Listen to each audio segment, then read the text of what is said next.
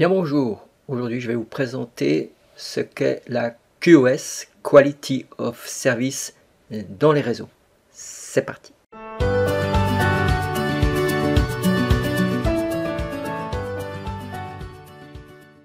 Au fait, c'est quoi la qualité de service dans les réseaux? Si on regarde ici, nous avons un réseau A qui doit se connecter sur un des serveurs ou services dans le réseau B, à travers ici par exemple Internet, mais ça peut être d'autres réseaux, pas forcément Internet. Connexion directe entre ces deux réseaux. Le problème, c'est par quel chemin on va passer. On a des multiples chemins, ça s'appelle la toile aussi. Donc comment on part du réseau A vers le réseau B. Si on regarde ici, j'ai symbolisé ça, qu'il existe des multitudes de chemins pour partir ici d'une source vers une destination ou d'un poste client vers un serveur. Si on regarde de plus près au niveau de ces routes, il existe à travers Internet des autoroutes de très haut débit et puis il existe des chemins moyens et des chemins de campagne. Pour partir du réseau A vers le réseau B, la tendance, c'est plutôt utiliser l'autoroute. C'est bien plus rapide. Aussi, il est question éventuellement d'installer l'Internet à deux vitesses. C'est-à-dire, l'autoroute, il y a des péages. Et si à travers Internet, vous voulez aller prendre l'autoroute, il y a des organismes qui vont mettre en place des routes, des autoroutes, des débits très importants. Mais vos paquets IP ne pourront prendre l'autoroute que si vous avez un abonnement. Alors il y a beaucoup d'instances qui se battent qu'on ne veut pas de l'Internet à deux vitesses. Voilà cette petite parenthèse. Donc, on a ce fameux GPS, entre guillemets. On verra dans une autre vidéo comment ça fonctionne pour aiguiller les paquets sur le meilleur chemin. Le problème, c'est que tous les paquets qui vont du réseau A vers le réseau B vont prendre le meilleur chemin. C'est-à-dire que si vous avez, vous, un GPS et que vous n'avez pas l'infotrafic, pour partir d'un point A vers un point B, tous les GPS vont donner le meilleur chemin, que ce soit un chemin encombré ou s'il n'y a personne. Qu'est-ce qui va se passer? C'est que tous les paquets IP vont prendre, entre guillemets, l'autoroute, le meilleur chemin, et il va y avoir un encombrement ici. Et par contre, sur le chemin moyen ou de campagne, il n'y a personne. C'est ça un peu la problématique qu'il y a dans les réseaux. On va surutiliser les meilleurs chemins, donc ça va bouchonner, et d'autres chemins seront sous-utilisés ou pas utilisés du tout. Ça, c'est la problématique sans la QoS. Donc ça crée des goulets d'étranglement à certaines heures, aux heures de pointe, et surtout qu'on va mal utiliser le réseau, donc sous-utiliser les chemins entre guillemets moins bons. Donc à la limite, il pourrait avoir aucun paquet. La question, c'est comment on pourrait mieux utiliser les ressources du réseau. Donc équilibrer un peu la charge. Il faudra pouvoir répartir les différents flux. Vous faites des activités de vidéo, vous faites des activités plutôt voix, vous faites des activités web et autres. Et l'idée, c'est qu'on reconnaisse ces flux et en fonction de certaines caractéristiques, on va répartir ces trafics sur des chemins différents. Si on prend l'exemple de l'IPTV, quelles caractéristiques prédomine? Qu'est-ce qu'on veut a priori préserver? C'est le débit. Donc en gros, débit, débit, débit. Pourquoi? Parce que si c'est TV haute définition UHD, on a besoin d'un certain débit. Autre paramètre d'un réseau, c'est d'être peu sensible au délai de transmission. C'est-à-dire que vous démarrez, il n'y a rien qui se passe. Si ça n'a rien qui se passe pendant 2 secondes, puis que ça réagit entre guillemets lentement, c'est pas très grave. On a vu que ceux qui avaient la télévision à l'époque directe, analogique, et ceux qui l'avaient par numérique, il y avait facilement 15 secondes de différence. Donc c'est un match de foot, le voisin qui avait une télévision analogique voyait déjà les buts marqués, que celui qui est en télévision numérique n'avait pas encore vu la passe finale. La même chose, il existe des radios numériques, DAB, et si vous écoutez une radio FM et DAB, le même programme, vous verrez il y a un décalage. Si tout le monde a le même décalage, on pense être en direct. Donc, peu important pour l'IPTV. Paire de paquets, c'est-à-dire qu'il y a des paquets IP, qui vont jamais arriver à destination. Est-ce c'est grave? En fin de compte, comme on a 25 images par seconde, si on en perd une, c'est pas très grave et on en voit peut-être que les différences. Donc, peu sensible. La gigue, je vous montrerai un peu plus tard, mais qu'est-ce que c'est? C'est une variation de délai. C'est-à-dire que si c'est du retard et toujours le même, il n'y a pas de problème. Par contre, vraiment, s'il y a du retard qui est plus lent, après un peu moins de retard, etc., ça c'est la gigue. C'est pas très grave. Pourquoi? Parce que dans la télévision, on peut avoir ce qu'on appelle un buffer. Donc on va mettre un certain nombre de paquets IP en mémoire, et puis ils rentrent de façon irrégulière dans le téléviseur.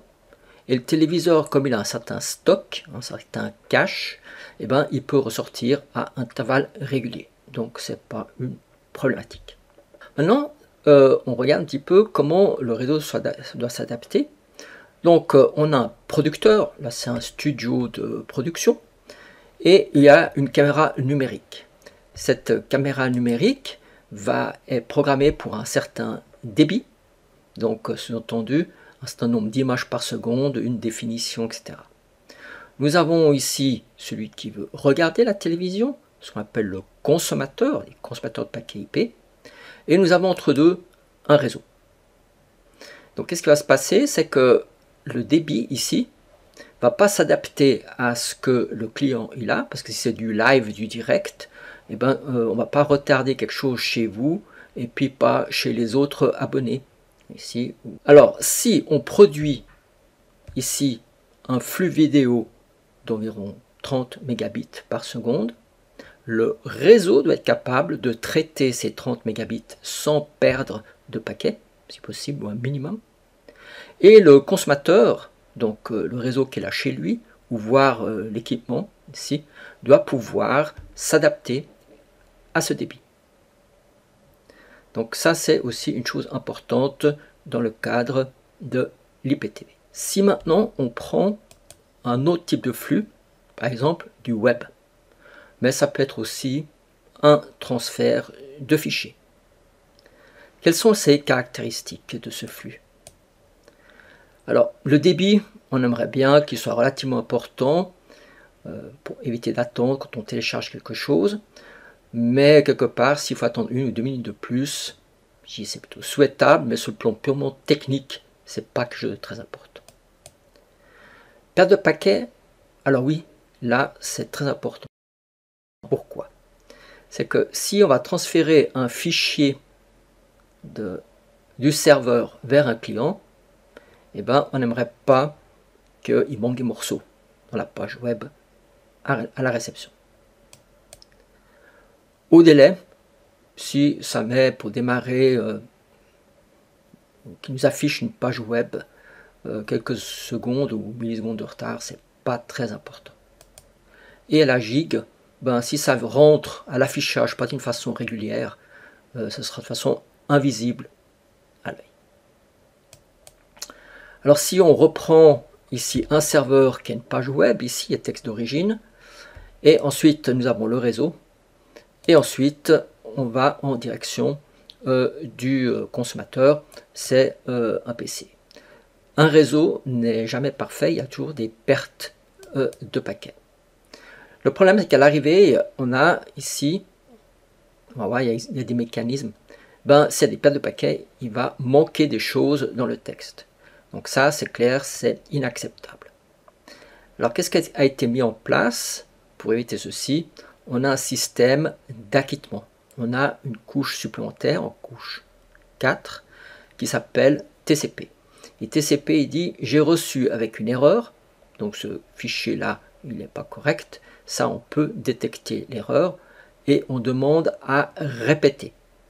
Par contre, pour le réseau, c'est pas souhaitable qu'on doit souvent répéter, parce que plus on répète, on va utiliser des ressources réseau. Alors si on regarde juste au niveau IP, eh ben, on voit qu'il y a une sensibilité, ce serait bien que ça aille bien au premier coup, il n'y a pas de perte. Maintenant on prend une autre caractéristique, la voix sur IP.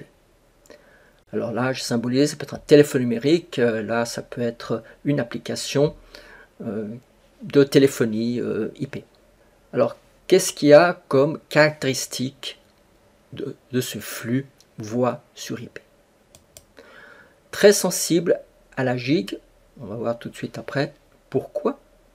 Donc ça c'est le plus primordial, c'est d'assurer qu'il n'y a pas de variation de délai dans le réseau. Donc utiliser des chemins qui ont très peu donc, de gigs. Sensible à la perte de paquets, alors dans une certaine mesure. Sur la voie sur IP, on s'est rendu compte qu'on pourrait perdre jusqu'à un maximum environ 2% des paquets. On reprend l'échantillon d'avant, donc on peut encore masquer une partie ici. Donc en dessous de 2%. Très sensible au délai, c'est-à-dire que quand on commence à parler, il faudrait que ce son passe le plus rapidement au réseau pour qu'on puisse avoir une bonne conversation. Donc là, on est dans les 30-50 millisecondes souhaités. Et en termes de débit, c'est pas critique, c'est quelques kilobits par seconde. Si on ne compresse pas un signal, on arrive juste à 64 kilobits par seconde. Pas byte, hein, kilobits par seconde. Donc avec la compression, on peut arriver à 5, 3 kilobits par seconde. Donc pas critique. Donc la gigue et le délai. Très critique pour la voix sur IP. Voilà, nous avons ici un téléphone IP. Nous avons le réseau qui n'est pas parfait, qui est bien sûr, ce téléphone est raccordé au réseau. Et il va découper la voix, échantillonnant la voix à des intervalles ici réguliers. Donc avec la gigue, le téléphone ou le récepteur ici, eh ben, les paquets vont plus avoir un intervalle régulier, ça va être plus long, là ça va être plus proche, et reconstruire un signal analogique, parce que nos oreilles, malheureusement aujourd'hui c'est pas encore du numérique qui rentre dans les oreilles, il faut des pressions acoustiques et autres, c'est analogique. Et pour faire cette conversion, il faut, avec les échantillons, on arrive à recréer le signal de départ. Par contre, si elles arrivent dans un désordre, par exemple, ou avec cette gigue, eh ben, on a la problématique qu'on ne peut plus recréer le signal d'origine. C'est pour ça que c'est très critique la voix sur IP en termes de délai et surtout de gigue. En résumé, nous avons différents services. On a des services musicaux, des services de messagerie, des services de photos, du web, mettons Google et autres. Et l'idée, ça c'est le réseau. Dans ce réseau, il va falloir aiguiller les paquets IP en fonction de ce qu'ils transportent. De la voix sur IP, IPTV, etc. avec des caractéristiques différentes. Donc prenons le cas où c'est de la musique. Eh ben, on va ici choisir un chemin particulier pour la musique par rapport aux caractéristiques du flux. Si par exemple on va faire du web, mettons Google, eh ben, on va prioriser ou déterminer un autre chemin avec d'autres caractéristiques. Par exemple, si c'est un serveur web ici, eh ben, la notion de délai de gigue est moins importante. On aimerait plutôt prioriser qu'il n'y a pas trop de perte de paquets. Maintenant, par quel mécanisme peut-on aiguiller les paquets IP en fonction de ce qu'ils transportent? Eh bien, il faut implémenter dans le réseau l'AQS. Et la question, mais comment on fait ça? Alors, j'ai le problème, c'est que le temps que je m'étais attribué pour faire cette introduction sur l'AQS, eh ben, est échu. Donc, ce que je vais faire, dans le détail, je vais faire une autre vidéo qui va parler du fonctionnement et de l'implémentation de la QoS dans le réseau. Donc, abonnez-vous et regardez ensuite la prochaine vidéo qui traitera de cette partie-là.